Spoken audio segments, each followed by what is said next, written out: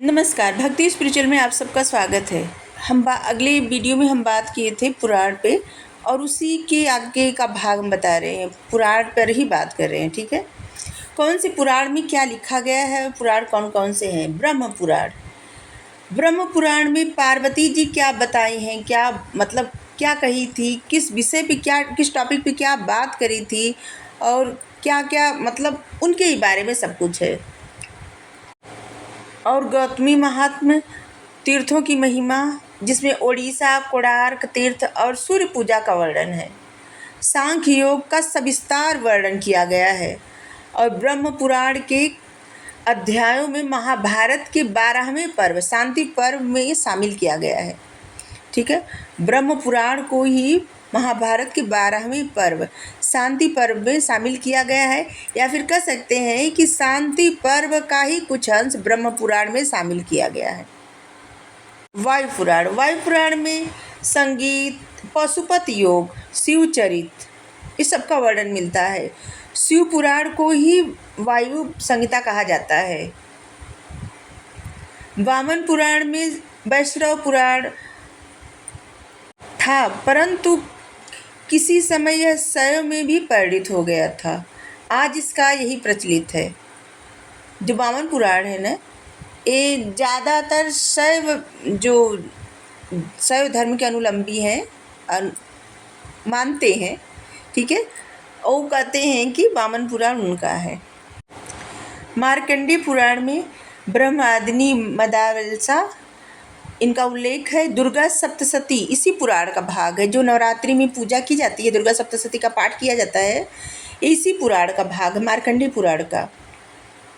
और इसीलिए जब जब दुर्गा सप्तशती या फिर लक्ष्मी माता का स्तोत्र किया जाता है तो यही पुराण का रहता है, मार्कंडेय पुराण का। और इसी में कहा गया है भारतवर्ष में 7 पर्वत और इससे निकलने वाली नदियाँ, जनपद, ये सब है। 7 पर्वत, नदियाँ, जनपद, जितनी भी नदियाँ हैं, जनपद है, जो इसी में है पुराण, मार्कंडेय पुराण में। स्कंद पुराण। स्कंद पुराण सबसे बड़ा पुराण है। इसमें सनत कुमार संहिता, सूत संहिता और इसकी कुल 6 संहिताएँ, रेवाखंड, सत्यनारायण व्रत कथा, ये सब जो है स्कंद पुराण में आपको मिलेंगे। 5वां है अग्नि पुराण। अग्नि पुराण एक तरह से समस्त भारतीय विद्याओं का विश्वकोश है। अग्नि पुराण सबको पढ़ना चाहिए। इसमें मंदिर निर्माण, राजनीति, व्याकरण, फलित, ज्योतिष, योग शास्त्र, 8 अंगों का उल्लेख, इसमें राजतंत्र, कृषि संबंधित विवरण, अग्नि पुराण, रामनीति, राजधर्म, इस सब पे प्रकाश डालते। फलित ज्योतिष, जिस समय जो ज्योतिष नहीं है, जो सब लोग राशि वाशि का देखते हैं, वही फलित ज्योतिष संबंधी सबसे ज़्यादा अध्याय इसी में है। युद्ध से संबंधित, ज्योतिष से संबंधित, वैष्णव धर्म से संबंधित अग्नि पुराण में है सब। और 6ठा है मत्स्य पुराण। जो मत्स्य पुराण है ना, ये सबसे प्राचीन पुराणों में से एक है।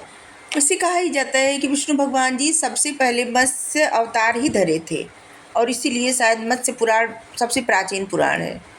इसमें जिसका विवरण आपको मिलेगा, इसमें है वास्तुशास्त्र के प्राचीन 18 आचार्यों के नाम, ब्रह्मक्षत्र परंपरा, षोडश महादान की प्राचीनतम उल्लेख, मत्स्य पुराण, मत्स्य अवतार भगवान का, काशी नगरी, काशी के उद्यान, नर्मदा महात्म्य, ये सब मिलेगा आपको मत्स्य पुराण में। मत्स्य पुराण में राजधर्म एवं सप्तांग सिद्धांत का भी वर्णन है। मत्स्य पुराण में लिखा गया, अनाथ, वृद्ध एवं विधवाओं के स्वास्थ्य तथा वृत्ति का प्रबंध करना राजा का महनीय धर्म होना चाहिए। मनुष्य को धन का अर्जन, अभिवृद्धि और रक्षा करनी ही चाहिए। और मत्स्य पुराण के अनुसार भारत में सोमपुत्र बुद्ध गज चिकित्सा के प्रवर्तक थे। मत्स्य पुराण में मनु को ही भरत की संज्ञा दी गई है। इसमें आंध्र, शक, यवन, म्लेच्छ, आभीर का वर्णन है। ये सब राजवंश था। उर्वशी आख्यान का उल्लेख भी इसमें मिलता है। इसमें कहा गया है कि महानंदी के बाद शूद्र योनि के राजा पृथ्वी पर शासन करेंगे।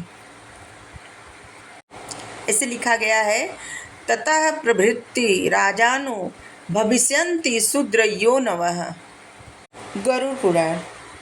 इसमें शक द्वीप से सूर्य उपासक ब्राह्मणों को सांब द्वारा भारत लाए जाने का विवरण है। इसमें औषधियों और रत्नों के नामों की विशेष सूची दी गई है। वाग्भट के अष्टांग हृदय संहिता को आधार बना के गरुड़ पुराण में चिकित्सा का वर्णन किया गया है और पशु चिकित्सा का भी वर्णन इसी मिलता है। बल्लाल सेन के दान सागर से भी इसका उल्लेख मिलता है। तक्षण पुराण के नाम से भी, मतलब ये जो गरुड़ पुराण है ना, इसका एक नाम है ताक्षण पुराण। और इसमें हस्तरेखा शास्त्र, जो हाथ देखते हैं सब लोग, इसमें प्राचीनतम विवरण इसी में है, गरुड़ पुराण में। जो लोग हाथ देखते हैं उसकी विद्या। और 8वां पुराण है ईश्वर गीता या फिर व्यास गीता। एक कूर्म पुराण का अंग है। ईश्वर गीता में पशुपत योग का वर्णन है और व्यास गीता में वर्णाश्रम धर्म का विवरण मिलता है। फिर है नारदीय पुराण, मतलब नारद पुराण। वैष्णवों के पंचरात्र एकादशी व्रत का विस्तृत वर्णन किया गया है इसमें।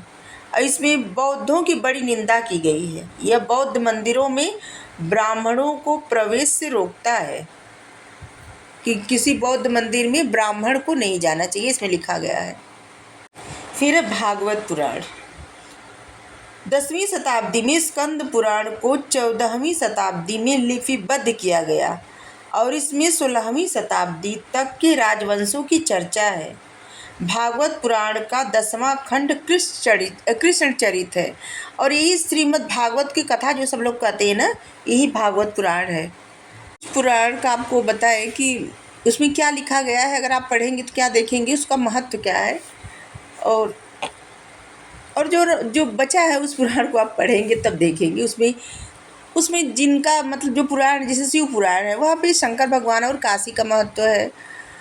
और विष्णु पुराण में विष्णु भगवान जी का मतलब सभी अवतार और उनका महत्व है। ऐसे ही सभी पुराण में है। ठीक है, कौन से पुराण कहाँ लिखा गया, कहाँ पे रचना की गई, कहाँ लिखा गया, इसको कुछ पुराण को हम बताते हैं। जैसे ब्रह्मा पुराण। ब्रह्मा पुराण को कहा जाता है गोदावरी या फिर उत्कल देश में लिखा गया। अग्नि पुराण बंगाल में।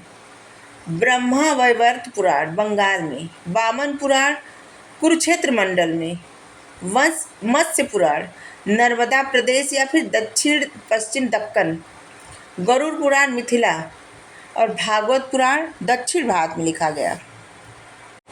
तो ये थी पुराणों के बारे में कुछ जानकारी। अगर आप इतिहास पढ़ने के शौकीन हैं या फिर आपको ये जानना है अपने देश के बारे में, प्राचीन भारत के बारे में, या फिर हर चीज़ के बारे में, ठीक है, तो आप इतिहास पुराण मिला के पढ़िए, आपको बहुत सारी जानकारी मिलेगी। आपके जो मन के प्रश्न है ना, वो शांत हो जाएंगे। Thank you.